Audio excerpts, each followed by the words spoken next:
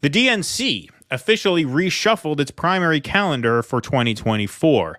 Now, in previous years, obviously the early state order was Iowa, then New Hampshire, then Nevada, then South Carolina, and then Super Tuesday.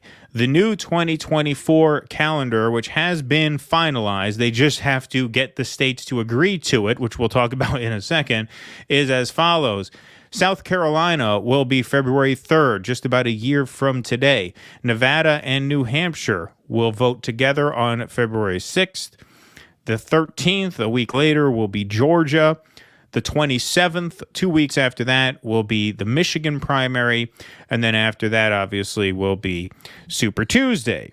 Now, New Hampshire has some kind of state law where apparently they have to, according to them, be the first primary in the nation. Iowa is a caucus, so New Hampshire takes a lot of pride, apparently, in being the first in the nation primary.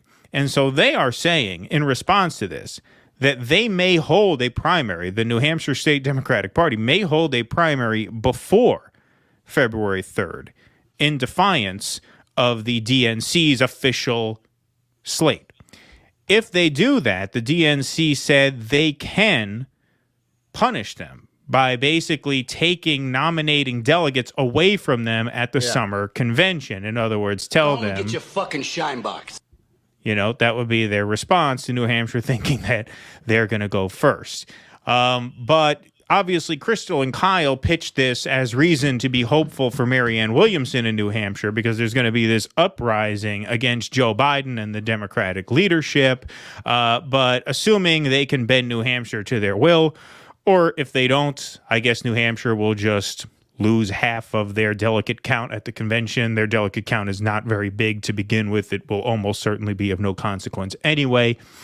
This will be the final calendar for the first four states. Now, the only thing that they may be trepidatious about is they don't want to create too much bad blood in New Hampshire, not because Marianne Williamson's going to win New Hampshire, but because New Hampshire is a swing state in the fall that they'd probably like to win.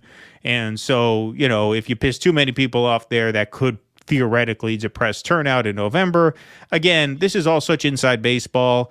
It's hard for me to believe that a critical mass of general election voters in New Hampshire care that much. This is really all about that top state on the list, South Carolina. It's all about securing the James Clyburn endorsement and securing the state, not just for Joe Biden, but for whatever establishment candidate runs after Joe Biden. This is going to be the case well into the future now. And as South Carolina has proven, they vote how James Clyburn tells them to and how leadership wants them to.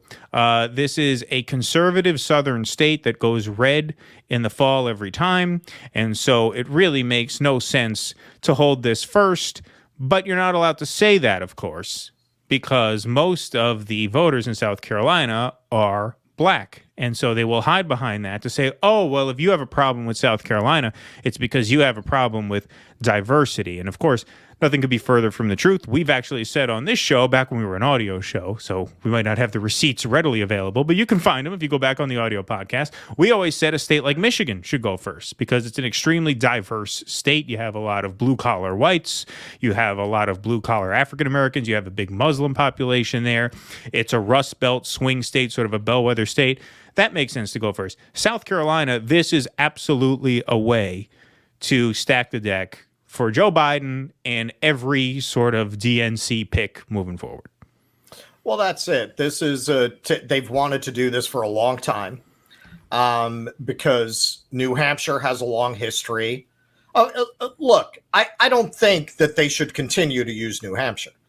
I don't think they would really care if New Hampshire was more inclined to bend the knee. But New Hampshire is always gumming up the works.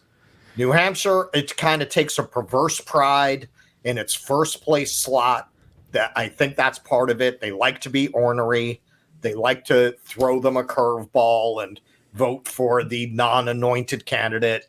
South Carolina, as we saw in 2016, and as we particularly saw in 2020, James Clyburn says jump, they say how high. And that's what they want. They want to be able to dictate the nominee And bonus points if you have a problem with it, you're a racist. That is the perfect setup for the Democratic Party. If they really wanted people of color to indicate their preference, the first two states would be Michigan and Nevada. Right. Exactly. They're not doing that. And there's a reason, because they tend to be more left-leaning in the African-American community in Michigan. And they're very left-leaning in the Latino community in Nevada. That's the last thing they want. Right. Yeah. I mean, the DSA basically took over the Nevada State Democratic Party to the point where the party leadership quit. They exited. They quit the party. Yeah. Right. We did a show on that a while back. And so Nevada makes sense.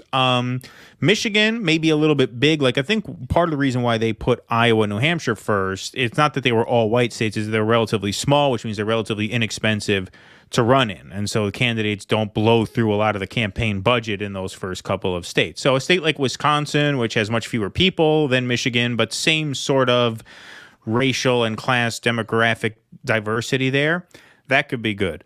But no, they're obviously doing this because you can predict how this state is going to vote. That's what they want. They want predictability, because that allows them to control the process. You can tell the state how to vote.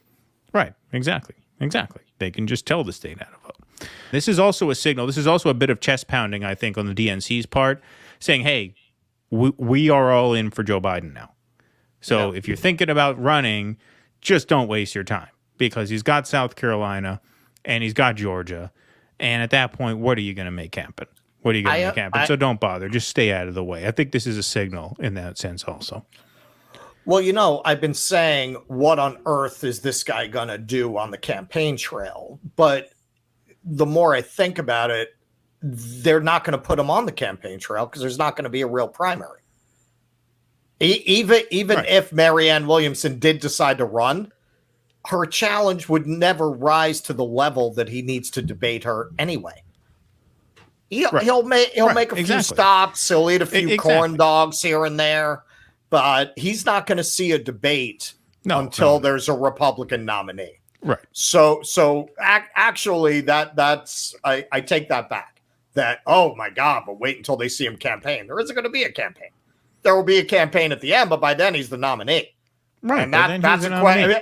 I've been saying the whole time Ron DeSantis is going to be president. That's to me, that Joe Biden is going to win a second term, out of the question as far as I'm concerned. Maybe, and you can play that back on loop if I turn out to be wrong, but I don't think I am. And on the Democrat side, there's not going to be enough action for him to have to campaign. You're really going to see that you nominated the Pepperidge Farm guy with Alzheimer's when he actually has to go out on the road to campaign against the Republican. But by then it's going to be too late. Please clap.